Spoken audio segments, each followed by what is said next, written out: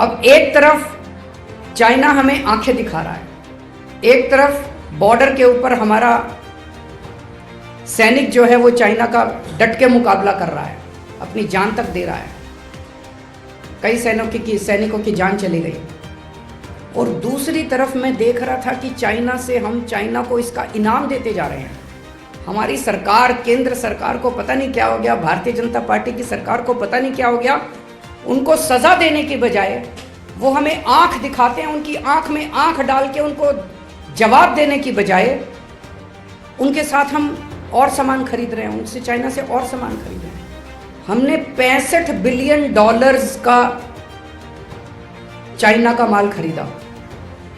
$65 billion मतलब मोटे मोटे तौर पे 5.25 लाख करोड़ रुपए का सामान भारत ने चाइना से खरीदा। चाइना ने और आंख दिखाई। तो भारतीय जनता पार्टी की सरकार ने अगले साल $95 बिलियन का 7.5 लाख करोड़ का और सामान खरीदा उनसे, और सामान।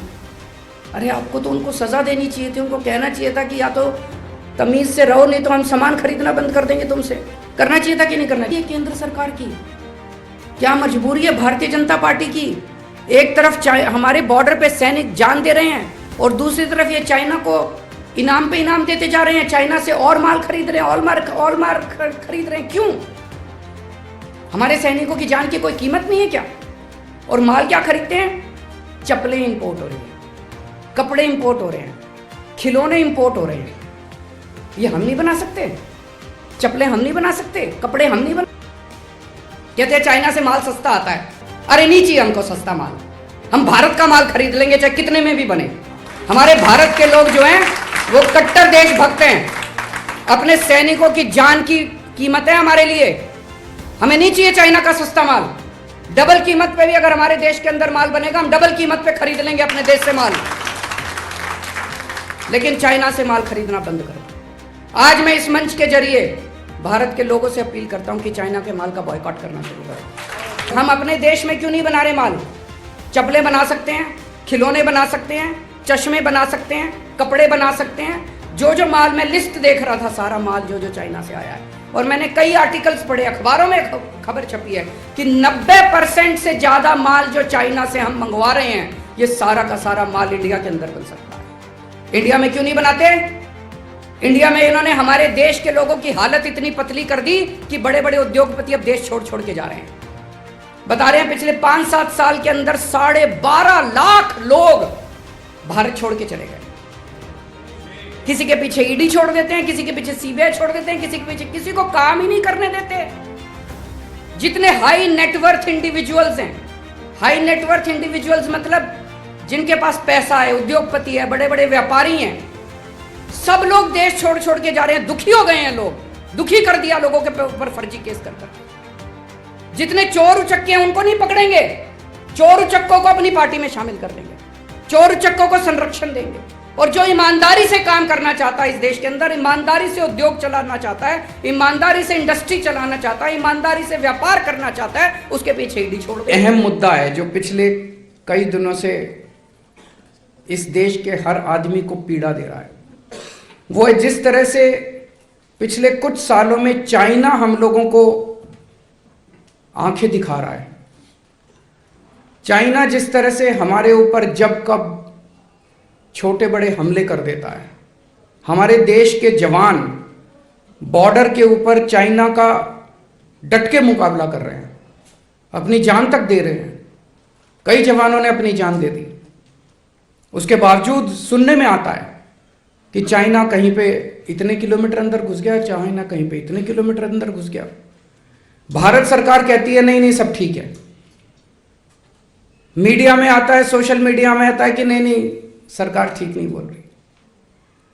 अब एक तरफ चाइना हमें आंखें दिखा रहा है, एक तरफ बॉर्डर के ऊपर हमारा सैनिक जो है वो चाइना का डट के मुकाबला कर रहा है, अपनी जान तक दे रहा है।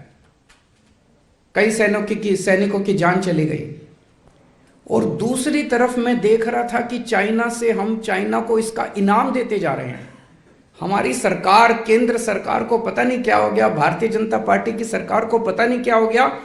उनको सजा देने की बजाय वो हमें आंख दिखाते हैं, उनकी आंख में आंख डाल के उनको जवाब देने की बजाय उनके साथ हम और सामान खरीद रहे हैं, उनसे चाइना से और सामान खरीद रहे हैं। 2020-21 में यानी कि पिछले से पिछले साल में हमने $65 बिलियन का चाइना का माल खरीदा। $65 बिलियन मतलब मोटे मोटे तौर पे 5.25 लाख करोड़ रुपए का सामान भारत ने चाइना से खरीदा। चाइना ने और आंख दिखाई। तो भारतीय जनता पार्टी की सरकार ने अगले साल $95 बिलियन का 7.5 लाख करोड़ का और सामान खरीदा, उनसे और सामान खरीदा। अरे आपको तो उनको सजा देनी चाहिए थी, उनको कहना चाहिए था कि या तो तमीज से रहो, नहीं तो हम सामान खरीदना बंद कर देंगे तुमसे। करना चाहिए था कि नहीं करना चाहिए था? हमें तो उनको सजा देनी चाहिए थी, उनसे और माल खरीदने की। क्या मजबूरी है केंद्र सरकार की? क्या मजबूरी है भारतीय जनता पार्टी की? एक तरफ हमारे बॉर्डर पे सैनिक जान दे रहे हैं और दूसरी तरफ ये चाइना को इनाम पे इनाम देते जा रहे हैं, चाइना से और माल खरीद रहे हैं, और माल खरीद रहे हैं। क्यों? हमारे सैनिकों की जान की कोई कीमत नहीं है क्या? और माल क्या खरीदते हैं? चप्पलें इंपोर्ट हो रही है, कपड़े इंपोर्ट हो रहे हैं, खिलौने इंपोर्ट हो रहे हैं। ये हम नहीं बना सकते? चप्पलें हम नहीं बना सकते? कपड़े हम नहीं बना सकते? वहां से चश्मे इंपोर्ट हो रहे हैं। ये सारा सामान तो हम भी बना सकते हैं, भारत भी बना सकता है। भारत के अंदर भारत के लोगों को मैन्युफैक्चरिंग करने की बजाय सारा सामान चाइना से खरीद रहे हैं, चाइना को शाबाशी दे रहे हैं। चाइना कुछ तो मजबूरी है इन लोगों की, जो भारत को इन्होंने इस तरह से उनके सामने है। हमारे सैनिकों की जान की भी इनकी कोई परवाह नहीं है। कहते हैं चाइना से माल सस्ता आता है। अरे नहीं चाहिए हमको सस्ता माल, हम भारत का माल खरीद लेंगे चाहे कितने में भी बने। हमारे भारत के लोग जो हैं वो कट्टर देशभक्त हैं, अपने सैनिकों की जान की कीमत है हमारे लिए। हमें नहीं चाहिए चाइना का सस्ता माल। डबल कीमत पे भी अगर हमारे देश के अंदर माल बनेगा, हम डबल कीमत पे खरीद लेंगे अपने देश से माल। लेकिन चाइना से माल खरीदना बंद करो। आज मैं इस मंच के जरिए भारत के लोगों से अपील करता हूं कि चाइना के माल का बॉयकॉट करना शुरू करो। और मैं अपील करता हूं भारत सरकार से, थोड़ा सा दम दिखाओ यार, अपने देश के सैनिकों की थोड़ी सी इज्जत करना सीखो। भारतीय जनता पार्टी से अपील करता हूं, इस तरह से अपने को गिरवी मत रखो, इस तरह से चाइना के सामने अपना सर मत झुकाओ। ये पार्टी जिस तरह से चाइना के सामने सर झुका रही है, भारत पूरा देश को एक साथ लो, एक एक भारतीय चाइना का सामान बायकॉट। और ये आने वाला ये 21वीं सदी है, यहां पे कोई ऐसा नहीं है कि एक देश दूसरे देश की जमीन पे कब्जा कर लेता है। ये सारा इकोनॉमी का खेल होता है, सारा व्यापार का खेल है। जिस दिन हमने चाइना को आंख दिखानी शुरू कर दी और ये $95 बिलियन का इंपोर्ट जो हम चाइना से कर रहे हैं, ये इंपोर्ट हमने करना बंद कर दिया, चाइना को अपनी औकात पता चल जाएगी। $95 बिलियन 7.5 लाख करोड़ कोई कम नहीं होता। और हम अपने देश में क्यों नहीं बना रहे माल? चप्पलें बना सकते हैं, खिलौने बना सकते हैं, चश्मे बना सकते हैं, कपड़े बना सकते हैं। जो माल मैं लिस्ट देख रहा था, सारा माल जो चाइना से आया है। और मैंने कई आर्टिकल्स पढ़े, अखबारों में खबर छपी है कि 90% से ज्यादा माल जो चाइना से हम मंगवा रहे हैं, ये सारा का सारा माल इंडिया के अंदर बन सकता है। इंडिया में क्यों नहीं बनाते? इंडिया में इन्होंने हमारे देश के लोगों की हालत इतनी पतली कर दी कि बड़े बड़े उद्योगपति अब देश छोड़ छोड़ के जा रहे हैं। बता रहे हैं पिछले 5-7 साल के अंदर 12.5 लाख लोग भारत छोड़ के चले गए। किसी के पीछे ईडी छोड़ देते हैं, किसी के पीछे सीबीआई छोड़ देते हैं, किसी के पीछे किसी को काम ही नहीं करने देते। जितने हाई नेटवर्थ इंडिविजुअल्स हैं, हाई नेटवर्थ इंडिविजुअल्स मतलब जिनके पास पैसा है, उद्योगपति है, बड़े बड़े व्यापारी हैं, सब लोग देश छोड़ छोड़ के जा रहे हैं। दुखी हो गए हैं लोग, दुखी कर दिया लोगों के ऊपर फर्जी केस कर करके। जितने चोर उचक्के हैं उनको नहीं पकड़ेंगे, चोर उचक्कों को अपनी पार्टी में शामिल कर लेंगे, चोर उचक्कों को संरक्षण देंगे। और जो ईमानदारी से काम करना चाहता है इस देश के अंदर, ईमानदारी से उद्योग चलाना चाहता है, ईमानदारी से इंडस्ट्री चलाना चाहता है, ईमानदारी से व्यापार करना चाहता है, उसके पीछे ईडी छोड़ देंगे। उसके पीछे सीबीआई छोड़ देंगे। वो बेचारा हाथ जोड़ के देश छोड़ के चला गया। इधर चाइना से हाथ मिलाते हैं, लेकिन जो लोग हमारे देश के अंदर व्यापार कर सकते हैं, उद्योग लगा सकते हैं, मैन्युफैक्चरिंग कर सकते हैं, देश के बच्चों को रोजगार दे सकते हैं, उनके पीछे ईडी छोड़ दी, वो सारे देश छोड़। ऐसे देश कैसे आगे बढ़ेगा? आप इस सब की मैन्युफैक्चरिंग लगाओ। पूरी दुनिया के अंदर जितने इंडियंस हैं, भारत के जितने लोग पूरी दुनिया के अंदर, सबको ले आओ इंडिया में। सबको बोलो इन्वेस्ट करो, हम आपको फैसिलिटीज देंगे, हम आपको जमीन देंगे, हम आपको सारी फैसिलिटीज देंगे, इंडिया में आके मैन्युफैक्चरिंग करो। मैं आपको गारंटी देता हूं, हम चाइना को एक्सपोर्ट करना ना चालू कर दें, इंपोर्ट करने के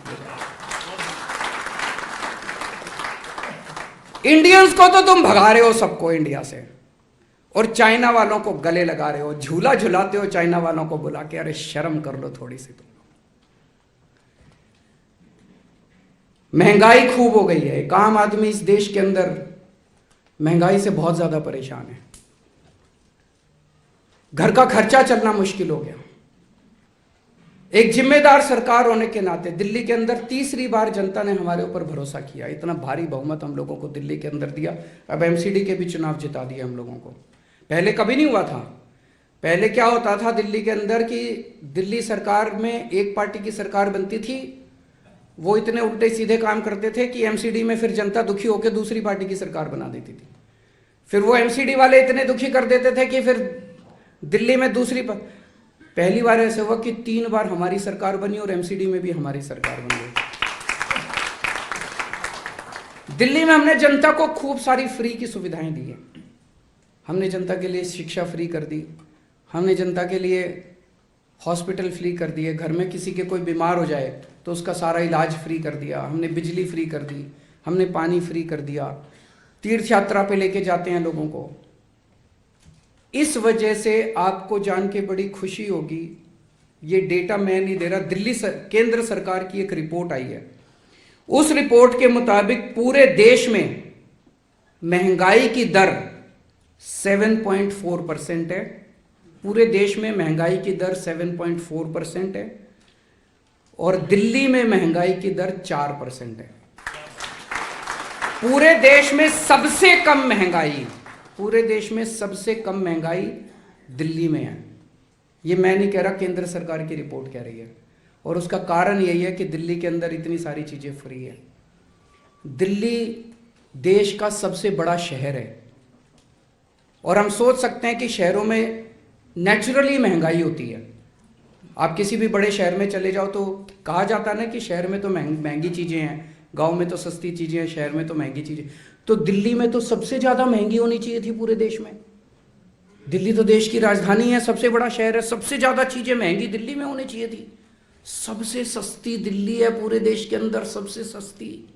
ये भी एक मॉडल है अपने आप में, दुनिया के लिए मॉडल है। और सबसे में ज़्यादा महंगाई कहाँ है?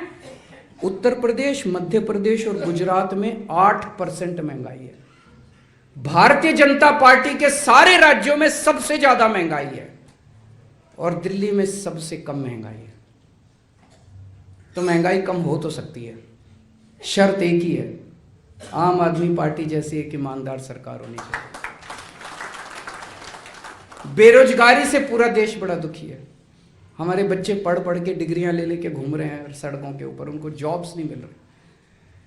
इसमें कई सारे एक्सपेरिमेंट्स मनीष सिसोदिया जी भी कर रहे हैं। स्कूलों के बच्चों को ही बिजनेस करना सिखा रहे हैं कि हम अपने बच्चों को जब बड़े हों, डिग्री लेके निकलें तो वो जॉब लेने वाले नहीं, जॉब देने वाले बने।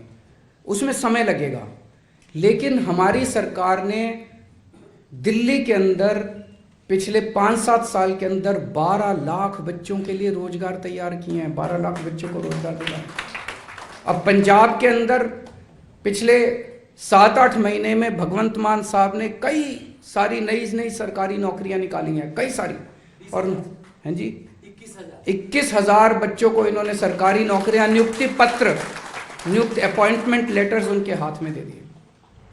तो नौकरियां मिल तो सकती हैं, रोजगार मिल तो सकता है, नीयत चाहिए। नीयत खराब है। अब दिल्ली ने यह दिखा दिया कि महंगाई का भी समाधान हो सकता है, बेरोजगारी का भी समाधान हो सकता है, नीयत चाहिए, अच्छी नीयत वाली सरकार चाहिए। कुछ लोग मेरे से प्रश्न पूछते हैं, आम आदमी पार्टी का विजन क्या है आपका? आने वाले समय में आप आम आदमी पार्टी को कहां देखते हैं, कैसे देखते हैं? आम आदमी पार्टी को लेके मेरा कोई विजन नहीं है, देश को लेके मेरा विजन है। देश को हम कहां देखते हैं? आज से 5 साल के बाद, 10 साल के बाद देश को कहां देखते हैं? देश के बारे में हमारा विजन है, और आम आदमी पार्टी तो उस देश के विजन को पूरा करने में अपना काम करेगी। हम ऐसा देश चाहते हैं जहां पे सभी जाति और सभी धर्मों के लोगों के बीच में प्यार और मोहब्बत हो। जाति के नाम पे कोई हिंसा नहीं होनी चाहिए। इस जात के लोग उस जात से लड़ गए, इस जात के, ये सब नहीं होना चाहिए। धर्म के नाम पे हिंसा नहीं होनी चाहिए, धर्म के नाम पे मारपीट नहीं होनी चाहिए, धर्म के नाम पे गाली गलौज, गुंडाई, लफंगाई नहीं होनी चाहिए। अगर किसी देश के अंदर लोग इकट्ठे होके एक साथ काम नहीं करेंगे, वो देश कभी तरक्की कर ही नहीं सकता। पहले तो अपने को, देश को इकट्ठा करना पड़ेगा ना। देश क्या है? 130 करोड़ लोगों का परिवार है। अगर ये 130 करोड़ लोग एक साथ मिलके, जिस परिवार के अंदर मान लो 4 भाई हैं और वो चारों भाई आपस में लड़ रहे हैं, वो परिवार तरक्की कर सकता है क्या? जो बाप जमीन जायदाद छोड़ के जाता है उसके भी 4 टुकड़े कर लेगा वो, और जो चारों भाई एक साथ मिलके आगे बढ़ते हैं तो वो बाप जितनी जमीन छोड़ के जाता है उससे भी 100 गुना जमीन कर लेते हैं वो चारों मिलके, अगर एक परिवार एक साथ रहता है। ये जितने जाति, धर्म, जितने कल्चर, भाषाएं हमारे देश के अंदर, ये 130 करोड़ लोगों का परिवार है। अगर हम एक साथ मिलके नहीं रहेंगे तो देश तरक्की कर ही नहीं सकता। जो भी पार्टी, जो भी संस्था हमारे देश को टुकड़े टुकड़े करने की कोशिश करती है, वो इस देश की तरक्की करना नहीं चाहती, वो इस देश को 19वीं सदी में ले जाना चाहती है। हम एक ऐसा देश चाहते हैं जहां पे कोई भूखा ना सोए, सबको भरपेट रोटी मिले, और केवल अपने अपने लोगों को नहीं, भारत दुनिया को भी रोटी देने के लिए सक्षम बने। हम खुद तो अपना पेट भरें, हम खुद तो अपना पेट भरें, हम दुनिया के भी गरीब देशों का पेट भरने के लिए समर्थ हों, ऐसे भारत की परिकल्पना करते हैं हम। हमारे देश के अंदर हर बच्चे को, जो भी पैदा हो हमारे देश के अंदर बच्चा, चाहे वो गरीब का हो चाहे अमीर का हो, गरीब से गरीब बच्चा भी, उसको भी अच्छी से अच्छी शिक्षा मिलनी चाहिए। सब बच्चों को अच्छी से अच्छी शिक्षा मिले, बेस्ट शिक्षा मिले। जो अमीर के बच्चे को जिस जैसा स्कूल मिलता है वैसे स्कूल की और यूनिवर्सिटी की और कॉलेज की सुविधाएं गरीब से गरीब बच्चे को मिले, और हमारा देश पूरी दुनिया का शिक्षा का हब बने। एक जमाना ऐसा था जहां हमारे देश के अंदर नालंदा यूनिवर्सिटी थी, पूरी दुनिया के बच्चे हमारे देश के अंदर पढ़ने के लिए आते थे। आज हमारे बच्चे यूक्रेन जाते हैं मेडिकल पढ़ने के लिए, शर्म की बात है। हम ऐसे देश की परिकल्पना करते हैं जहां पे पूरी दुनिया से टॉप की, आज आप टॉप की 10 यूनिवर्सिटीज ले लो दुनिया की, उन 10 में एक भी यूनिवर्सिटी भारत की नहीं है। हम ऐसे भारत की परिकल्पना करते हैं जब दुनिया की टॉप की 10 यूनिवर्सिटी भारत के अंदर होंगी और पूरी दुनिया के बच्चे भारत में पढ़ने के लिए आएंगे। हम ऐसे भारत की परिकल्पना करते हैं, अगर कोई बीमार होगा हमारे देश के अंदर तो उसको अच्छे से अच्छा इलाज, बेस्ट इलाज मिलना चाहिए। आज जैसे सरकारी अस्पतालों की हालत है, ये हालत सुधारनी है, दिल्ली में सुधार के दिखाई है। मान साहब अब पंजाब में लगे हुए हैं, पूरे देश के अंदर हमें अब सरकारी अस्पताल ठीक करने हैं, सरकारी सुविधाएं ठीक करनी है, चाहे कोई कितना भी गरीब क्यों ना हो, अच्छे से अच्छा इलाज उसका होना चाहिए। और हम ये केवल भारत के लोगों के लिए नहीं, पूरी दुनिया के अंदर लोग अपना इलाज कराने के लिए भारत के अंदर आए, ऐसे अस्पताल हम तैयार करेंगे इस देश के अंदर। साइंस और टेक्नोलॉजी के अंदर भारत दुनिया का नंबर 1 देश बन सकता है। आज अमेरिका की बड़ी बड़ी यूनिवर्सिटीज उठा के देख लो, जितनी MIT ये सब जितनी है, नासा उठा के देख लो, भारत के लोग भरे पड़े हैं वहां। उनको बाहर क्यों जाना पड़ता है? वो अपने देश के अंदर रिसर्च क्यों नहीं कर सकते? कर सकते हैं। हमारे देश के अंदर इतनी गंदी पॉलिटिक्स है, इतनी, कोई बेचारा रिसर्च में आगे बढ़े उसको टांग खींच के सारे नीचे ले आते हैं। हम अपने देश के अंदर बेस्ट रिसर्च इंस्टीट्यूट्स खोलना चाहते हैं, बेस्ट साइंस और टेक्नोलॉजी के सेंटर्स खोलना चाहते हैं, जो भारत को नहीं पूरी दुनिया को एक दिशा देंगे। मैं इस देश से केवल गरीबी दूर नहीं करना चाहता, मैं इस देश के हर गरीब आदमी को अमीर बनाना चाहता हूं। ऐसे भारत की कल्पना करते हैं हम, और ऐसे भारत को अचीव करने के लिए, ऐसे भारत के विजन को अचीव करने के लिए आम आदमी पार्टी एक जरिया है। जैसा मैंने कहा कि लोग पूछते हैं कि आम आदमी पार्टी का आपका क्या विजन है। आम आदमी पार्टी एक जरिया है, एक व्हीकल है। ये व्हीकल के जरिए हम उस ऐसे भारत की परिकल्पना करेंगे। मैं भगवान से प्रार्थना करता हूं, भगवान की हमेशा हमारे ऊपर असीम कृपा रही है। जिस तरह से हमने अपनी पार्टी में जो जो अभी तक अचीवमेंट्स किए हैं, वो किसी जादू से कम नहीं है। कभी ऐसा नहीं हुआ कि, मैं हमेशा कहता हूं कि एक एमएलए बनने में जिंदगी बीत जाती है, लोगों की चप्पलें घिस जाती है, जूते घिस जाते हैं एक एमएलए बनने में। भगवान ने हमें 1 साल के अंदर दिल्ली की सत्ता दे दी, दिल्ली में सरकार बना दी। 10 साल के अंदर दूसरा राज्य दे दिया। कुछ तो ऊपर वाला कृपा कर रहा है, कुछ तो हमसे करवाना चाह रहा है। मैं ऊपर वाले से का बहुत बहुत शुक्रिया अदा करता हूँ, भगवान का बहुत बहुत शुक्रिया अदा करता हूँ। उनकी इतनी असीम कृपा है। उन्हें भारत को ठीक करने के लिए उन्होंने आम आदमी पार्टी को चुना, आम आदमी पार्टी को जरिया बनाया। मैं भगवान का बहुत बहुत शुक्रिया अदा करता हूँ और ऊपर वाले से प्रार्थना करता हूँ कि ऐसे भारत का विजन जो हम लोगों ने विजन देखा है वो जल्द अचीव हो, और हम इसी तरह से तन मन धन से देश की और समाज की सेवा करते रहें। आप सब लोगों को बहुत बहुत शुक्रिया।